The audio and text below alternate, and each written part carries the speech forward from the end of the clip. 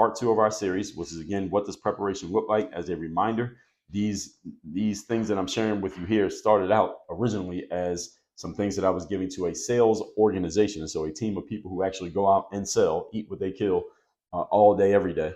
That's where these the notes that became these points came from. So we went through 1 through 4 yesterday. Today is 5 through 8. Let's pick up right where we left off so you can get out there and make some sales. Number 5, topic again is, what does preparation look like? Number 5, watch and master your CRM. What is a CRM? CRM stands for Customer Relationship Management. And it's basically software, which means an application on your computer or on your phone that allows you to manage your relationships with your customers, clients, prospects, people who you're trying to turn into customers and clients. It's basically software that organizes all these conversations and communications that you're having so that you're not keeping them in your head or putting them on something like, technically a spreadsheet could be a CRM, but hopefully you use some type of software to keep things a lot more organized, because a spreadsheet can get very messy very quickly. Any of you who's ever had that experience, you know what I mean. Whatever you use, whatever software you're using to keep track of your prospects, clients, and leads, and almost any software these days, almost all of them offer some form of CRM.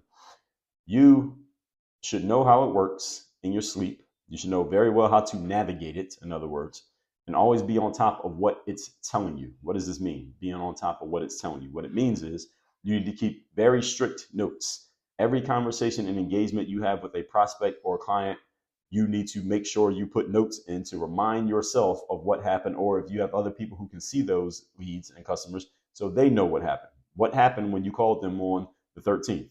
What happened in that quick text message exchange you had on the 27th? What was supposed to happen in this meeting on the 20th? Did it happen? Did they cancel? Why? All right, that should all be noted in your CRM, and there should be no detail left out. Strict notes. Have everything documented. Leave nothing to chance and leave nothing to long-term memory. All right, you do not remember as much as you think you remember. All right, documentation is discipline, folks. Documentation is discipline. The more that you have documented, the less guesswork you do, and the more systematic your work can and will be. Your CRM also keeps you up to date on what to do next. So your CRM, when you open it in the morning, should tell you, okay, here are the 10 phone calls you need to make. Here are the 23 people you need to follow up with. Here are the 18 calendar appointments you have between now and Thursday. It will tell you exactly what's happening. It will tell you who's supposed to be closing right now, who had to get there, talk to their CFO, and now you can follow up with them. Who was supposed to be responding to your text message 2 days ago, but they never text back. So now you got to text them again to follow up. All right, your CRM tells you all these things. It tells you what to do next. Just from this little example that I'm giving you, can you see how if you're trying to hold all this in memory, you can start fumbling the ball really quickly, and you can forget about a prospect that you never followed up on? Remember, all right, none of this should be happening from memory, folks. This is the reason why you use documentation. It's the reason why you write things down. It's the reason why you need to master your CRM inside and out and know how it works. Again, you should be able to be woken up in your sleep at 3 a.m. and somebody put the CRM in front of you and say, hey, I need you to find this lead and tell me what happened the last time you had a conversation. And within 30 seconds, you can do it. All right. That's the kind of mastery you need to have of your CRM. Why? Because your relationship with your customer is the most valuable thing that you have in a sales business. All right. The relationship with the customer is the business, folks. It's not the sale. It's not the money. It's the relationship with the customer. Because the stronger the relationship, the more sales you can make and the more money you're going to make and the more you're helping that customer. You understand? The relationship is what matters the most, because the money comes and goes, but the relationship can last for as long as you nurture it. Moving on to point number 6. Today's topic, once again, is what does preparation look like? Number 6, respect the clock. Now, if you listen to this show at all right, you hear me talking about the clock all the time. I never stop talking about the clock. Why? Because as soon as the clock stops working for any of us, it's over. All right, we call that death. All right, game over when the clock stops working. All right, the other 4 forms of investment you have in life, there are 5. Time is one of them. Money, attention, energy, and focus. You can run out of any of those and live to tell the story. You run out of time, you do not live to tell the story. Somebody else will have to tell your story at that point.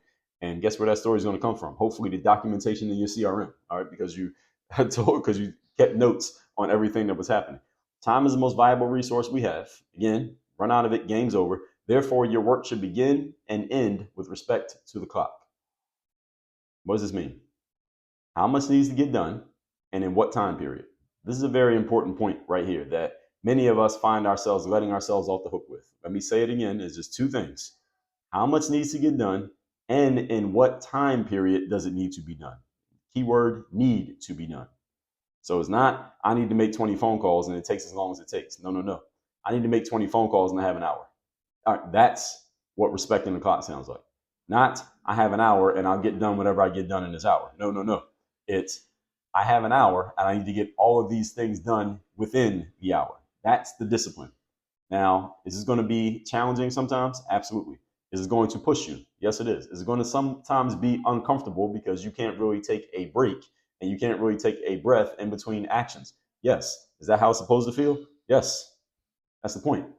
And any of you knows a person who is highly productive and they seem to just get a lot more done than most everybody else gets done. I guarantee you this is one of the reasons why. Is not only that they have a lot of things that they basically prescribe themselves to do, is that they give themselves a time limit in which to do it. And it's not that they just give themselves time limits, is that they give themselves a lot to do within the time limit. See, it's both. What many of you have ideas of a bunch of things you want to do, you just don't give yourself a time limit. Therefore, the stuff doesn't get done because you give yourself no parameters. When you give yourself no parameters, the law of entropy states you get chaos and disorder. How many of you feel like there's chaos and disorder when it comes to the goals and the things that you want to achieve? It's not that you don't know what you want to achieve, it's just you don't give yourself parameters. Therefore, things get out of control, i.e., not done. Is this true or not? All right. How many of you have time limits in your days? Most of you have time limits. You can't stay awake 24 hours a day. Some of you have families and kids. Some of you have multiple commitments that you're responsible for. So you can't just take as much time as you want. So you know you have a limited amount of time. The problem is you do not prescribe to yourself, here's exactly what I have to get done in this time frame, and put pressure, if you want to call it that. You can call it pressure if you want. Put pressure on yourself to make sure that those things get done. Understand, folks, pressure can be a good thing. All right, pressure can burst a rusty pipe. Yes. Pressure can also reveal a diamond out of a piece of coal. All right. The question is not if the pressure does something to you. The question is what was already in you. Because see, if you were already a rusty pipe, all the pressure did was expose you. And if you were a diamond in the rough, all the pressure does is reveal you. But the pressure is not the differentiating factor. The differentiating factor is what was already there. And see, this is why we do the mindset work. This is why mindset's the foundation of what we do over here, because the mindset work is what sets you up to be a rusty pipe or a diamond that hasn't been discovered yet. The pressure just reveals what was already there. Everybody understand what I'm saying here? So yes, this can be pressurized when you're doing this, giving yourself a bunch of stuff to do in a limited period of time, limited being a relative term. This is all good. This is exactly what you want.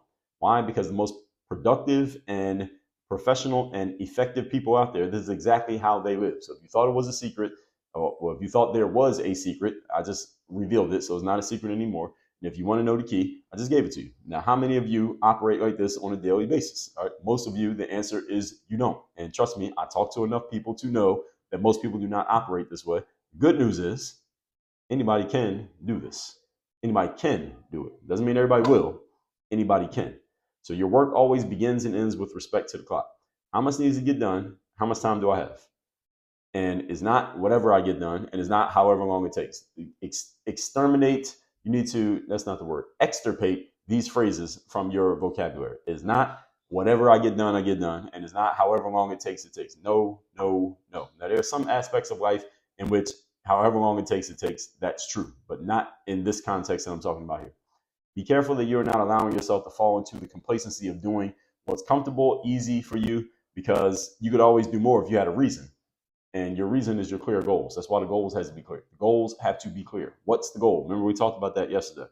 All right. And you use the goal as a bar for what you're going to prescribe for yourself to do on a consistent basis or have prescribed to you. So any of you works in a sales organization, you have a goal known as a quota. Okay. This is how many sales you need to make. To make this many sales, based on the numbers that the organization has done, you need to make this many calls with this many leads, this many follow-ups, this many meetings, this many offers, you get this many closes. All right. If you're just the average person, these are the numbers you got to do. So you already know exactly what you have to do. All you got to do is hit the damn quota and you hit the numbers. All right. Is this true or not? Okay. So if you're not hitting the prescribed numbers in order to reach the quota and therefore not reaching the quota, that means you need to step up your game and hitting the prescriptions. All right. You're not holding up your end of the bargain. The data is still the data. You're just not doing what you're supposed to do to make the data work for you. Good news is you can do something about that. Point number 7. Today's topic, once again, is what does preparation look like? Number 7, master your follow-up system. Whatever your follow-up system / process is, You should be a master of it. Now, any successful sales system has a follow-up process that should be strictly adhered to. This connects directly to what I talked about earlier when I said being a master of your CRM. Follow up is where most sales are made. Any of you who works in sales, and again, remember that these points that I'm talking about here come from me talking to a sales organization. Every salesperson understands that most sales happen during the follow-up process. In other words, most people who end up buying from you do not buy the first time they are presented with the offer to buy. They need to be kind of worked on, dripped on, followed up with, given more information, asked again, presented in a different way, et cetera, before they finally make a decision. Now, why is this? Is this because people are bad at selling people on the first conversation or the first attempt? No, it's because most human beings, this is a general rule, most human beings are slow thinkers, slow decision makers, and they are slow to take action. Therefore, you need to follow up with people because most people don't do what they know they're supposed to do the first time they think about doing it, even though they should do it the first time.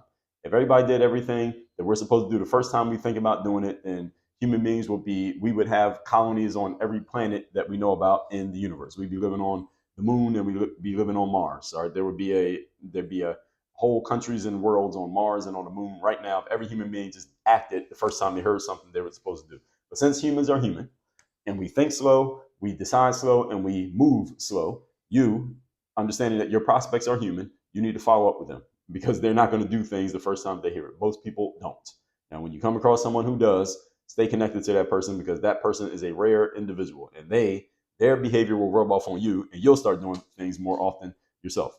So every successful sales system, i.e. where sales are being made on a regular basis, has a follow-up process. Whatever it is, adhere to that process.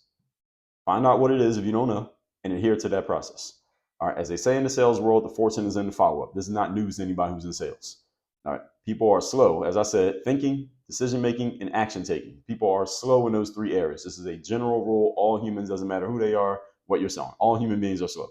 Even when they have all the information, they know exactly what they need to do, people still delay action. Why is this? Because as I just told you, humans are human. Your follow-up system should help them take action when they finally get around to doing it. When humans finally get around to doing now what they should have did 6 weeks ago, your follow-up system is going to help them finally do it. All right, so follow up with people and you want to catch them in their moments of inspiration to action. Unfortunately, again, most human beings need to be inspired into action. They don't just take action. They need to be inspired, motivated, if you will. You're the inspiration. You're the motivation. You're the salesperson. Okay, so you need to catch them in that moment. It might not have been last week, but it might be this week if you follow up like you're supposed to. And when they're finally ready to do something, they need the help of a professional, that will be you, to move them to do what they're supposed to do. Now, it would be great in a whole different universe, as I just explained, if human nature was constituted such that we all did things when we're supposed to do them at the time that we originally thought of them, even though we know we're going to do them, we always delay. All right, this is just human nature. Therefore, the follow-up system, that's the one that you're going to be following, is the guardrail against the laziness of human nature. And again, when I say the laziness of human nature, I'm not talking about you. I'm talking about the people you're selling to, but I'm also talking about you because humans, you're human too, right? Okay, all humans are lazy. This is the reason why we have systems. What the system does is it tells you what to do so that you don't have to remind yourself of what to do. Because if you have to remind yourself, you being human, you might not do it. But if the system tells you to do it, there's a much better chance that you actually follow. The system is a form of a structure. Structure creates discipline. Discipline creates confidence. Confidence, performance. Performance to results. Results to rewards. Everybody wants the rewards, right? All right, that's why you're in sales, right? Good. Point number 8. Today's topic, once again, is what does preparation look like? Number 8, continually invest in confidence. Yes, confidence. Most important skill or most important asset that any salesperson has is confidence. Why is this? Because regardless of what you are selling, your prospects are buying you more than they're buying your product or your service. If they're buying your product or your service more than they're buying you, that makes you a disposable salesperson. That makes you a fungible salesperson, and it won't be long before artificial intelligence takes your job. So you don't want this to be true. All right, you want your customers buying you more than they're buying your product or your service because you can't be replaced by an AI bot.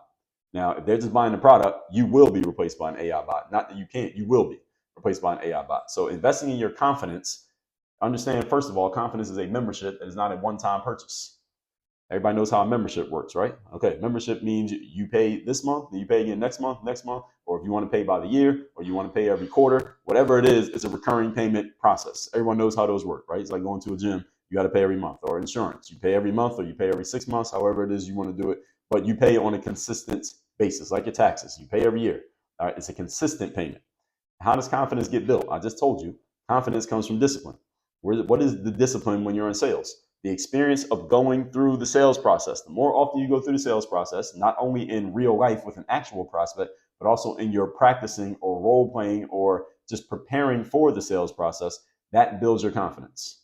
Is this true or is it not? Any of you who's in sales, again, how often are you encouraged to go through the sales process and practice and work on objections with your peers, et cetera, et cetera? You do this all the time. Hopefully, if you're a good salesperson, you probably do. The discipline of doing this creates confidence. A lot of people have a poor idea where confidence comes from. Confidence comes from discipline. The more disciplined you are in preparing, the more confident you will feel when it's time to perform. And practice is a form of discipline. Athletes practice before the game. Musicians practice before the show. Salespeople practice before the sales conversation. Is this true or not? Of course it is. And this is all exemplified. Any high level performing professional you know about does a whole lot of practice that you don't see before they do the performance that you know about. You will not find a single high performing professional who is not disciplined and diligent with regards to practicing. Question is, how would you describe your discipline and diligence with regard to practice? This is a good question you should ask yourself. How often are you doing it? How thorough is it? In the sports world, for example, our coaches would always say to us, you practice how you play, or you will play the way that you practice. And that was a way of letting us know that if you're lazy in practice, that means you're going to be lazy in the game. And it was also a way the coach kind of indirectly letting us know that if you don't practice hard, then I'm not expecting you to play hard, which means you're not going to get in the game. You're going to be sitting on the bench during the game. So they also say you play the way that you practice. This is generally true. You saw the Michael Jordan documentary about the Chicago Bulls a few years ago. Michael Jordan said it out of his own mouth. He would practice as hard as he could so that when he got in the games were comparatively easy compared to practice, not only for himself, but also for his teammates, so that they were all battle tested for the opponents they would face. He made it harder on them in practice than it would be in games. So your practice, when your practice is consistent and done intentionally, your results will reflect it. So if your practice is sporadic and random, or you're not really doing it, well, guess what your results are going to be? Sporadic, random, and not often happening. So if you never practice at all, again, you see where this is all going, right? So this is why the preparation matters so much. And again, remember that confidence is something that you pay for over and over and over again. The more often you renew it, the more of it you have. So it's not like you had to wait till next month to renew your confidence. You can do it every single day if you want to, and you'll get more of it. All right. Recapping, part 2 of our mini series here. What does preparation look like? Number 5, watch and master your CRM. That is whatever you use to manage your relationship with your customers, that you use to follow up and know who to reach back out to, who to call today, who you need to text, who was supposed to close this week, who was supposed to talk to their wife and get back to you, who need to call their CFO. Make sure you do the follow-up, and do not forget to do this follow-up. This is your entire business here. Number 6, respect the clock. That means, what do I need to get done, exactly what I need to get done, and in exactly what time frame. You need both elements here, not just one or the other. Don't give yourself unlimited time, and don't give yourself whatever to get done in a time. You need both. Number 7, master your follow-up system. Follow-up is where most sales get made. Why? Because most human beings are slow to think, slow to decide, and slow to take action. Human beings are human beings. They will, as long as we're all humans and we're not robots, this will always be true. So you must always follow up, because that's where most of your sales are going to happen. And number 8, continually invest in your confidence. Confidence is a membership. It is a recurring payment product. It is not a one-time product. You must keep paying for it over and over and over and over again in order to keep it. You stop investing in your confidence, you stop having it. How do you invest in confidence in sales? That's your role play. That's your practice. That's your preparation. Every high-level professional in any industry practices more than they play. And when they play, it looks so flawless. It looks so easy. It looks like it comes naturally, because they did a whole lot of preparation when you were not watching. You're going to be the pro when it comes to your prospects and your customers. All that said, folks, workonyourgameuniversity.com. You want to have me talk to your sales team? You want me to help you with sales? Want me to help you build your business, get your mindset in the right place, or anything in between, such as the things you hear me talk about here on the show? Go to workonyourgameuniversity.com. Work on your game. Dre, all